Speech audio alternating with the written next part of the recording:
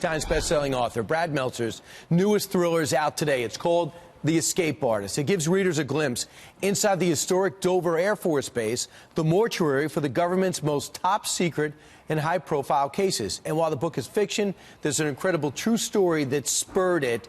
The author of The Escape Artist, Brad Meltzer, back in studio. Brad, over 12 million sold, right? But my family buys a lot of copies. They'd have to, and it's a big family. So this book, The Escape Artist, was spurred by what incident?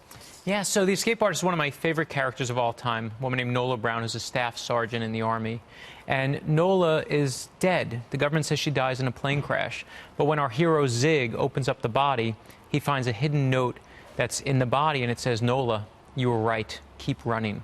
And he realizes she's not dead, she's on the run. And she's the escape artist. And that's off the fiction, that's the thriller, but I based it on a real thing that happened when I was at Dover Air Force Base, because Dover takes care of the best of us, our fallen soldiers, right? It also handles the biggest cases. And I always give my plots to the people there. And I said, could you actually hide a note in your body for someone else to find it? And what they explained to me is that they said, if you were on a plane that was going down and you ate a sheet of paper, that the liquids in your stomach could potentially protect that upon a crash.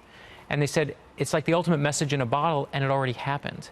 And I said, what are you talking about? They said, on 9/11 it happened, that one of the victims from the Pentagon flight on 77 actually was brought to Dover, and when they opened up the body, they actually found a hidden secret note inside. Well, now the obvious question is, what did the note say and who was it? Yeah, no, it's an amazing, of course that was my first question. They wouldn't tell me. I naturally respect that privacy, and my thought was it has to be someone in the military, because who else would have the wherewithal to think in that moment to do that? But as I looked at it, it made me realize that that note was looking for what we all look for, Brian, is connection. We want to love and we want to be loved.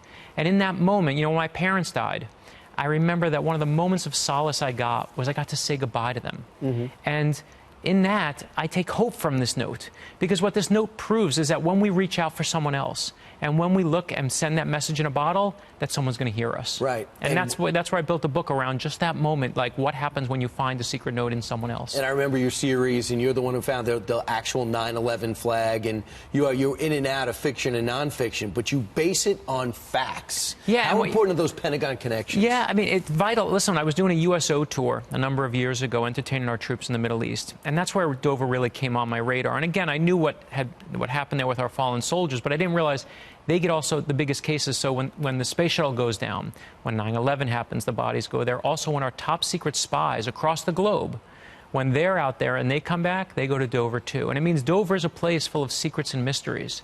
And what impressed me more than anything else is the incredible work of the people there.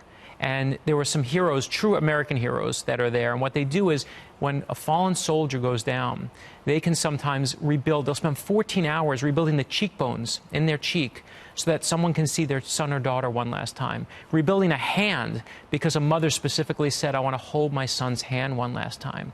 This is the best of us working on the best of us. This is a real hero. That's why I wanted The Escape Artist to be full of these real heroes. And a lot of the family members and the presidents will show up all in those bodies. And that's the thing is, you know, you look at that, we really need these heroes today. So I was like, let them be the heroes of this thriller. And also, you have a great children's series out there, so give people an idea of American history. So you're working for the adults, you're working in fiction, nonfiction, and you're working for the kids.